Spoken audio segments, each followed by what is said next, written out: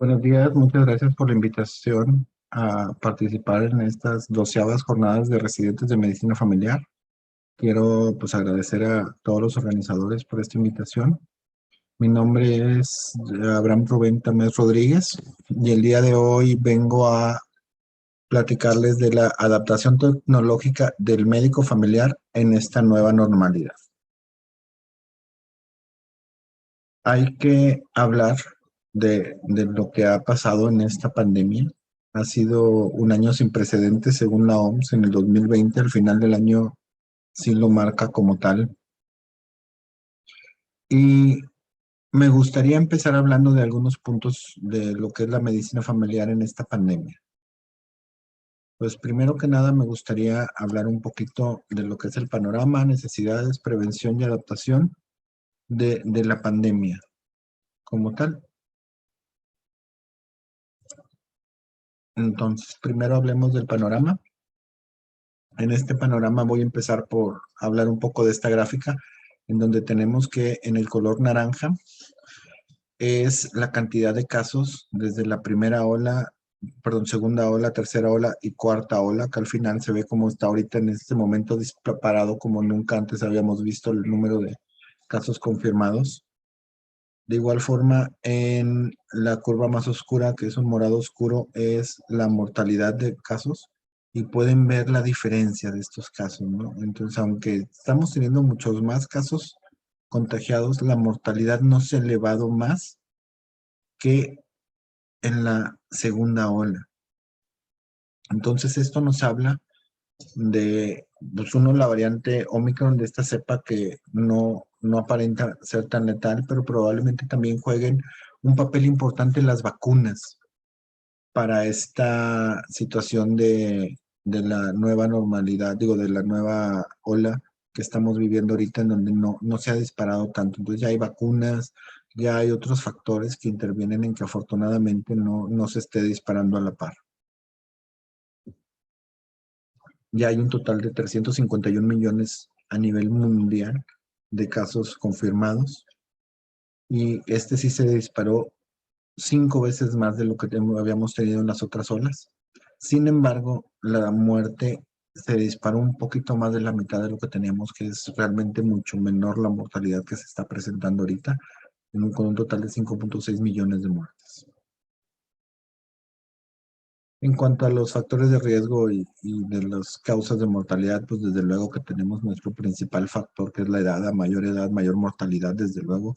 Desde un principio se ha visto así. Y algunas enfermedades crónicas como la hipertensión, la obesidad, que juegan un papel también en esta mortalidad y complicaciones de la enfermedad por COVID. Estos casos acumulados son de México.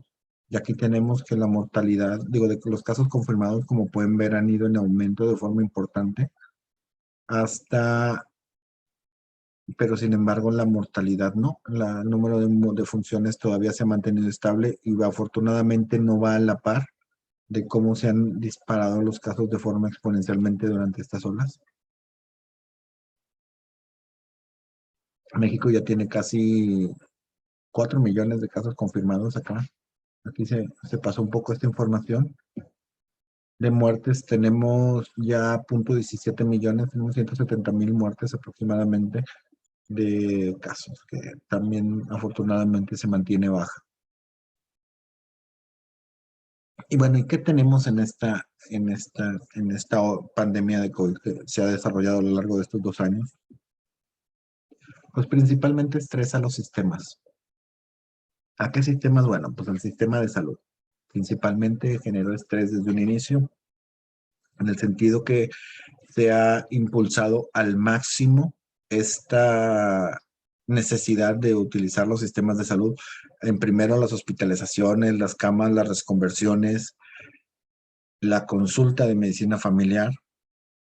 También hubo estrés a estos sistemas económicos, que pues, la economía sufre un golpe, se paró algunos meses casi totalmente, todavía estamos tratando de recuperarnos. estrés a los sistemas políticos. También los sistemas políticos recibieron estrés de forma importante para atender estas nuevas necesidades. Y pues desde luego que el sistema familiar no fue inmune a recibir estrés durante esta pandemia. De repente hay un enfermo de COVID adentro de la familia y toda la familia se tiene que readaptar, reorganizar, dividir y reorganizar, si hay una persona, si la persona se encargaba de algunas actividades dentro de la familia, bueno, pues ya no lo va a hacer. Entonces es importante tomar en cuenta esto. Y pues esto nos genera retos, ¿no? Para los sistemas de salud, para los sistemas económicos, políticos y para la familia. Y como médicos familiares tenemos que atender estos retos. Sabemos que se generaron necesidades y estas necesidades, pues bueno, es acceso a recursos para enfrentar la pandemia desde un inicio. Esto siempre ha sido un factor clave para la atención, el tener estos acceso a recursos. Y estos recursos puede ser, pues desde luego, la falta de respiradores que tuvimos en un inicio, el equipo de protección personal, cómo estaba, en qué calidad y demás, cómo usarlo.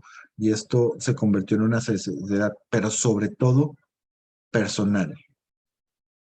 Hubo necesidad de gente, de profesionales de la salud, de enfermeras.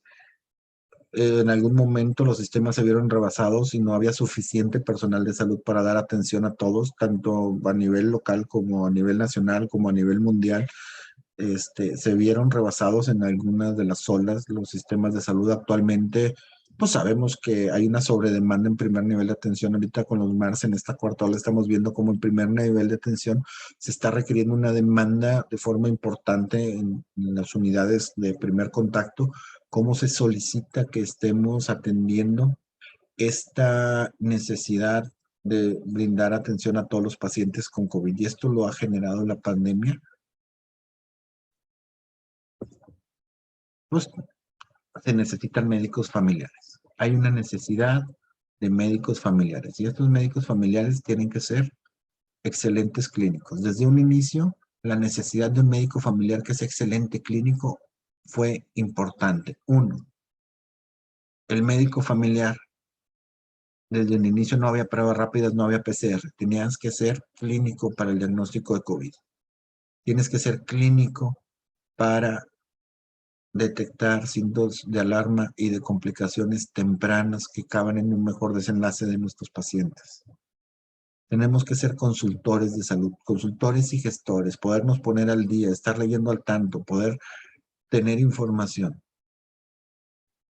Excelentes líderes. Como médicos familiares se requería que la medicina familiar liderara más ahorita que la demanda y el frente de batalla está en primer nivel de atención para la pandemia, no tanto en los hospitales, sino en primer nivel de atención. Y necesitamos que nuestros médicos familiares también sean campeones en el cuidado centrado en la comunidad. Y con esto quiero decir que nuestro médico familiar tiene que encabezar el cuidado centrado en la comunidad porque es donde se están dando las transmisiones, es donde se están dando los demás casos y tenemos que pensar tanto en el sistema de salud como tal, como en la atención a la comunidad para lograr esta mejora. Tenemos que ser preventivos en el sentido de prevención, la educación al paciente, que tenga el paciente información confiable de una fuente segura. Durante esta pandemia, la cantidad de mala información, información no confiable que circuló desde un inicio es impresionante. Todavía casi 2 años después hay gente que piensa que el COVID no existe, que no es cierto, que la gente estaba diciendo que los médicos poníamos en los certificados que era de COVID para cobrar no sé cuánta cantidad de dinero. Entonces hubo una cantidad de mala información y esta educación al paciente es importante que se siga permeando desde la medicina familiar hacia nuestros pacientes, hacia la comunidad, para dar información confiable de fuente segura. ¿Qué mejor que el médico para dar esta información confiable?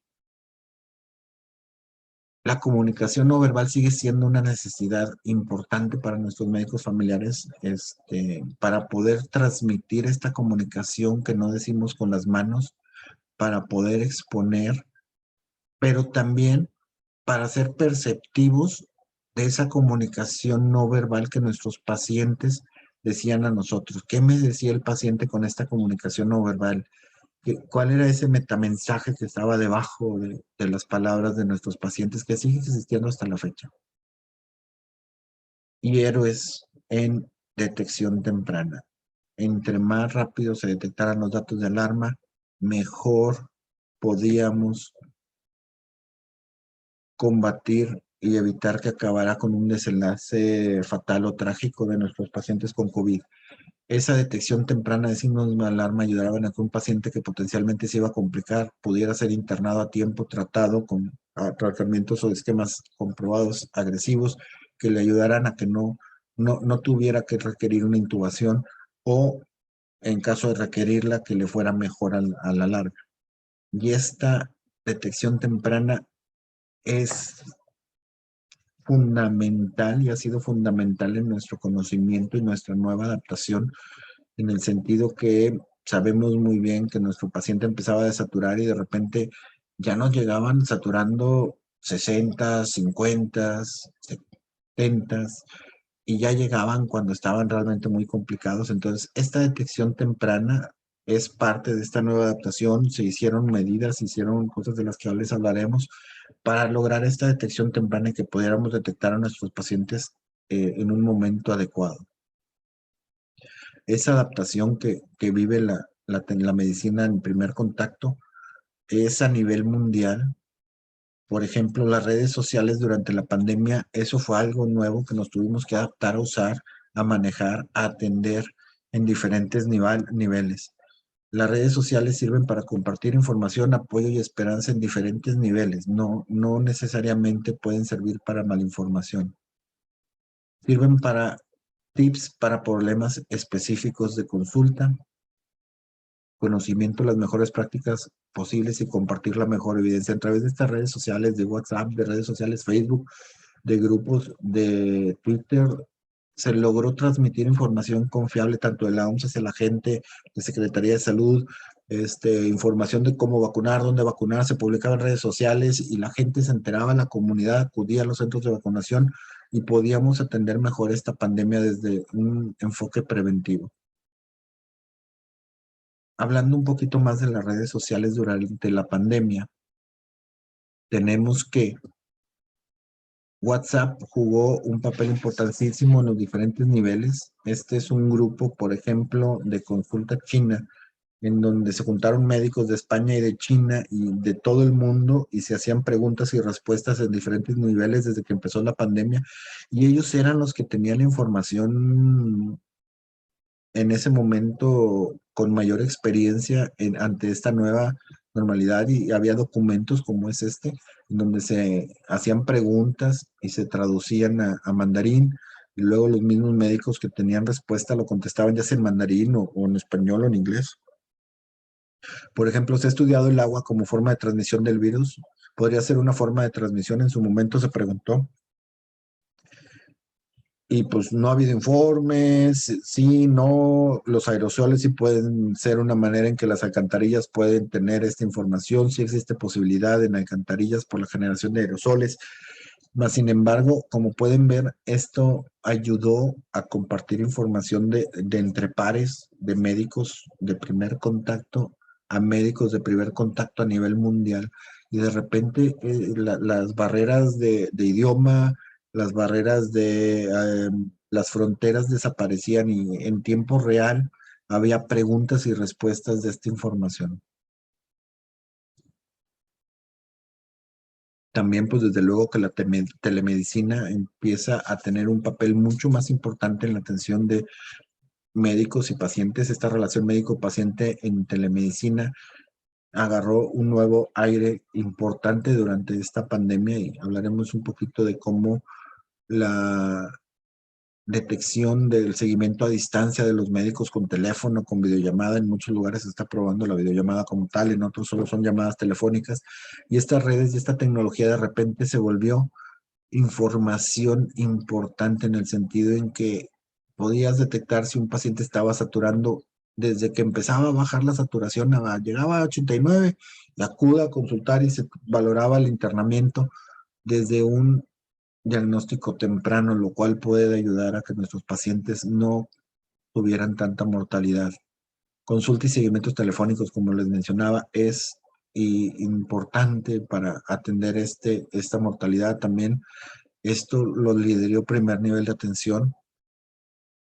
En esta adaptación tenemos que pues las familias pasaban más tiempo en casa, ¿no? Entonces, con este tiempo de calidad, pues tenemos que voltear a ver valores e indicadores como lo que es el seguimiento familiar, intervención en crisis y trabajo con familias. ¿Por qué? Pues si las familias pasaban más tiempo confinadas en casa, de repente había más interacciones y entre más interacciones podría haber más conflictos. Entonces, tenemos que voltear a ver a la familia desde un enfoque de vista donde tienen otra dinámica dentro del confinamiento. La mayoría de las escuelas y centros de educación todavía no tienen esta apertura completa en sus planteles. Muchas escuelas están empezando ahorita a recibir alumnos, sin embargo, no los estaban recibiendo hasta hace unos cuantos meses.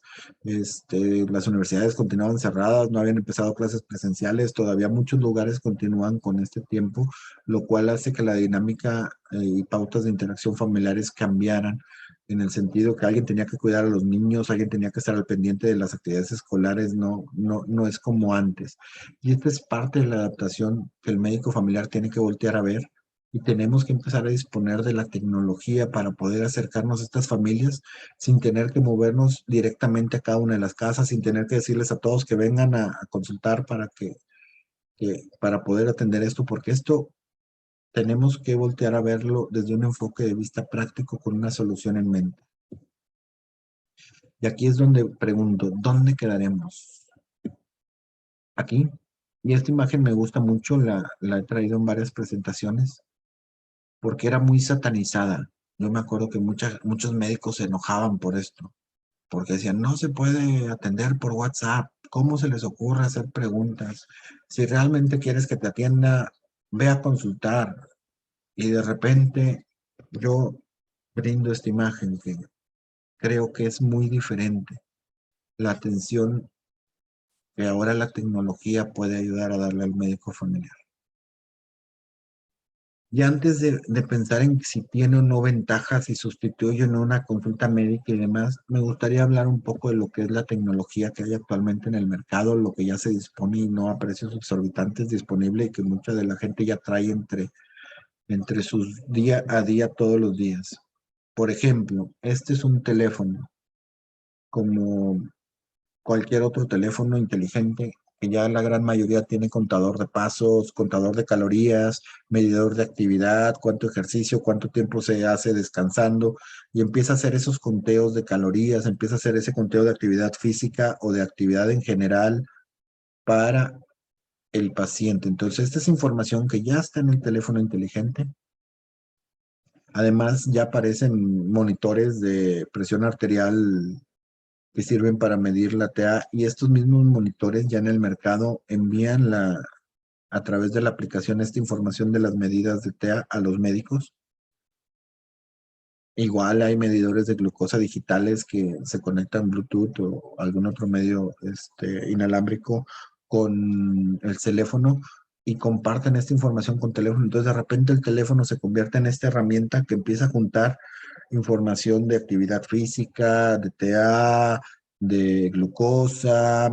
Igual hablando de glucosa ya hay otros aparatos. Esta es una gráfica de casi un año de mediciones de TA regulares o irregulares, como le quieran poner, con gráficas mensuales de más o menos cuáles han sido los rangos de un paciente en la TA. Entonces podemos ver cómo de repente había unos rangos altos, cómo subía hasta 180, cómo estaba alto. Entonces podemos ir detectando algunas de las cifras, como hay diastólicas hasta 110, 181 sistólicas, y podemos irnos dando una cuenta de unos registros de TEAs que pudieran ser más que valiosos en cuanto a información para tomar decisiones clínicas y terapéuticas con nuestros pacientes. Como les mencionaba, ya hay glucómetros constantes, como es este de aquí, que se le pone al paciente y dura 15 días tomando la glucosa continua 24 horas, 7 días al día. Y todo esto va al celular y te hace las gráficas, te detecta los cambios por horario. Igual, ya los medidores 24/7, un reloj inteligente que se conecta con el teléfono, una buena parte de los relojes de gama, aunque todavía es gama alta, pero ya tienen medición de la saturación de oxígeno a través de la muñeca de forma muy aprobada por la FDA. Pues imagínense, el pulsoxímetro ya está 24/7, entonces tienes un paciente con COVID que se está midiendo la saturación 24/7 y te puede dar una gráfica a través de su celular con esto, como les mencionaba ahorita, aquí está la información en descanso, de actividad, el consumo de calorías diario, la cantidad de ejercicio al día, la cantidad de horas de pie, igual aquí está el medidor, igual ya los relojes inteligentes, la gran mayoría te checa la frecuencia cardíaca, ya hay relojes que te pueden medir 24/7 la tensión arterial con un algoritmo ahí oscilométrico ya aprobado por la FDA. Entonces ya empieza a haber cada vez más y más común este tipo de dispositivos usables que transmiten la información a tu teléfono y te empiezan a hacer gráficas por día, por hora, con mediciones muy exactas y muy útiles para nosotros. Y eso ya existe ahorita en el mercado. Eso ya se encuentra disponible en el sentido en que ya lo podemos consultar, ya hay muchos de nuestros pacientes que lo traen. Y esto es la tecnología que estamos teniendo actualmente. Y esta es la parte donde tenemos que voltear a ver nosotros como médicos familiares en esta adaptación de la tecnología a la nueva normalidad, cómo estamos volteando a ver la consulta, ¿no? Entonces, esta gráfica de una consulta médica en línea empieza ahora a tomar mucho más sentido que hace 2 años. De repente empiezas a ver que la medición cardíaca, algunos datos, ya hay aplicaciones que le va registrando cómo te tomas tu medicamento y te van haciendo un registro.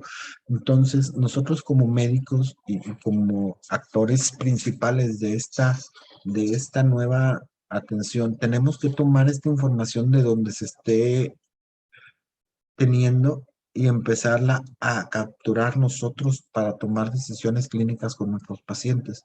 Entonces, de repente, ya no tiene que estar tan presente nuestro paciente para que nosotros estemos valorando datos de forma importante a ellos, como puede ser consumo de medicamentos, atención, mediciones de signos vitales y demás. Lo podemos tener a la disposición a la distancia con nuestro paciente en cualquier lugar del mundo. Y esta es la adaptación de la consulta en telemedicina en la que les hablaba, en donde podemos tener esa misma consulta con información muy importante para algún tipo de seguimiento que no necesariamente pudiera ser. Desde luego que casi ningún aparato digital reemplaza la auscultación, la clínica, la inspección, los 5 sentidos que entran en juego durante una consulta médica. Mas, sin embargo, todavía es posible ir avanzando en ese sentido por ejemplo, intervenir para que las familias logren pasar más tiempo de calidad. Como les mencionaba, han aumentado las crisis familiares y nosotros todavía podemos a través de la distancia ir a visitar a nuestros pacientes a sus domicilios mediante una cámara web y tomar acciones que puedan lograr esta atención a la familia de forma integral, que logremos realizar estas intervenciones en crisis. De verdad, cuando la familia tenga una crisis, puedes irte mediante un medio digital, de telemedicina, adentro de la casa de nuestro paciente y hacer una intervención en crisis. Trabajo con familias lo podemos realizar como médicos familiares. Y todo esto a través de la tecnología. Esta es la adaptación que necesita el médico familiar para esta nueva normalidad, en donde cada vez vamos a ver más y más frecuente este uso de herramientas digitales. Podemos utilizar guías anticipadas con nuestros pacientes desde este enfoque de la tecnología en la medicina. Me gusta ser muy breve para mis pláticas y en esta misma brevedad, les puedo decir que en esta nueva normalidad va a haber nuevas exigencias para el médico familiar. Estas nuevas exigencias van a ser muy importantes en el sentido que tenemos que tomar en cuenta que nuestras demandas de los pacientes van a ser diferentes. La sociedad ha cambiado en un sentido en que se va a volver más digital y cada vez vamos a ir más para allá, con el Internet de las cosas, con los teléfonos inteligentes, con los usables de tecnología como son los relojes, ya hay chamarras, hay detección de caídas, hay muchas cosas que la tecnología empieza a tener nuevo y ahí es donde nosotros tenemos que adaptarnos para esta nueva vida y esta nueva normalidad que vamos a ir presenteando. El médico familiar y su equipo trabajan en la primera línea de la epidemia. Así inició siempre, la primera línea siempre fue el médico familiar y sigue siendo, y tiene que seguir siendo. Ahora tenemos la ventaja que esa primera línea o ese primer frente con esta tecnología podemos acercarnos más a nuestros pacientes, podemos lograr que nuestros pacientes tengan mejor contacto, más estrechez. Por ahí, con la pandemia, los grupos de diabéticos que el MEPEC llevaba, yo me acuerdo que los gestores y por ahí los coaches de médicos familiares tenían grupos de WhatsApp con sus grupos de pacientes de diabetes y tuvieron mucho éxito en el control de diabetes. De verdad lo tuvieron un éxito importante y es importante que el médico familiar y todo su equipo trabajen con esta nueva visión en el cual se incluya la tecnología como lo es, que es una herramienta para mejorar y maximizar nuestro trabajo, sino una ayuda. Es decir, esto es una herramienta que yo voy a usar.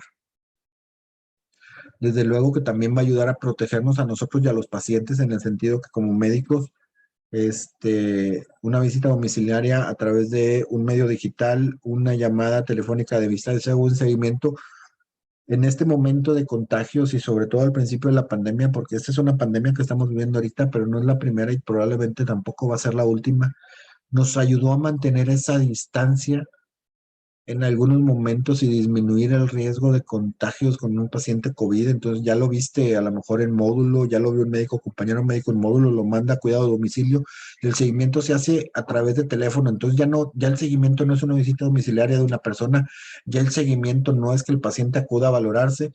Entonces puedes tomar una decisión si el paciente puede requerir o no una atención de urgencia o no en base a su desempeño, su frecuencia respiratoria, su saturación de oxígeno, sus síntomas, sus datos de alarma a través de una videollamada, a través de una llamada convencional.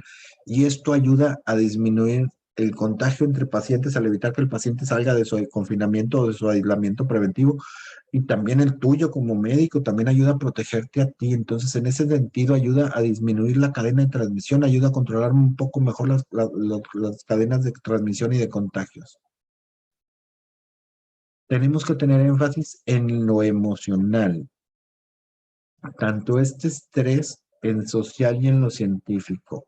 Es decir, el estrés se generó en diferentes niveles, hubo gente asustada, hubo gente que no sabía cómo reaccionar, cada quien reacciona de diferente manera al estrés y esta respuesta al estrés puede ser buena, puede ser mala, puede ser exagerada. Entonces tenemos que tener énfasis en estas emociones que se desencadenan como grupos familiares, tenemos que estar muy atentos a las emociones que se generan en nuestros pacientes, pero también en las emociones que se generan en los médicos. También a veces el médico tiene derecho a sentir ese estrés, a sentir esta ansiedad, y en ese énfasis tenemos que voltear a ver esto y ver cómo tenemos que poner ese énfasis a través de las llamadas, digitales. Tenemos que tener mucha atención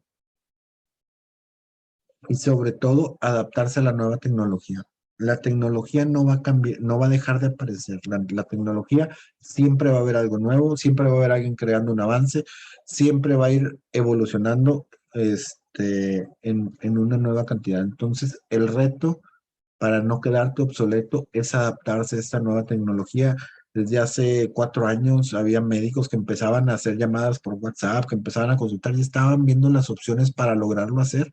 Y había otros que no, y se oponían rotundamente. Ya ahorita después de la pandemia, cuando se vieron el riesgo y la comunidad de hacer una consulta a través de una videollamada, pues de repente muchos médicos empezaron y optaron por alejarse de ir de paciente en paciente o de tener 30 pacientes, sino 20 o 30 citas a través de videollamadas. Se convirtió en una de las mejores opciones para muchos colegas durante esta pandemia en diferentes especialidades. Y nosotros también logramos aprovechar esta tecnología y esta experiencia como primer nivel y como médicos de primer contacto, médicos familiares, logrando impactar en el cuidado de nuestros pacientes.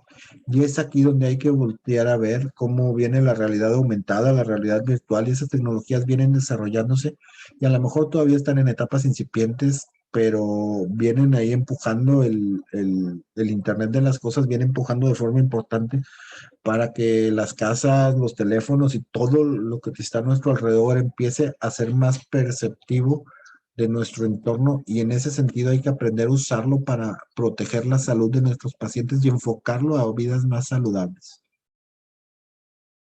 Considero que esos son los retos y la experiencia que esta nueva realidad nos está enseñando, y creo es importante que el médico familiar sea líder en nuestro enfoque. Tenemos la oportunidad de encabezar o de quedarnos viendo cómo avanza, pero sí, en la medida que nosotros tomemos ese liderazgo, vamos a guiar esta nueva normalidad, vamos a guiar la salud de nuestros pacientes de ese enfoque que les hablaba al principio de ser un campeón en la salud comunitaria, ese enfoque comunitario. Entonces de repente podemos ser campeones de la atención a la salud de forma importante, utilizando la nueva tecnología, utilizando los usables, usando la comunicación a distancia y usando muchas otras cosas más que nos pueden ayudar. Les dejo por aquí parte de la bibliografía, sobre todo la más importante que usé en cuanto al rol y el papel de la medicina familiar en esta europea. Es parte de lo que se vio en Europa, en Canadá, en Japón, en otros lugares del mundo. En África también no fueron diferentes los problemas que el resto del mundo enfrentó en cuanto a médicos de primer contacto y de los sistemas, como estaban, aunque estuvieran organizados diferentes, pero los retos fueron más o menos similares en todo el lugar del mundo en la pandemia. Entonces, sí, todos los retos fueron más o menos similares, obviamente con sus regiones, pero sí, sí se mantuvo como tal. Les agradezco mucho su atención. Les dejo mi correo dr.abramtames@gmail.com. Si gustan comunicarse, estoy a sus órdenes para cualquier cosa. Muchas gracias. Nuevamente agradezco al comité organizador por la invitación, a todos por su atención. Espero haya sido de su agrado.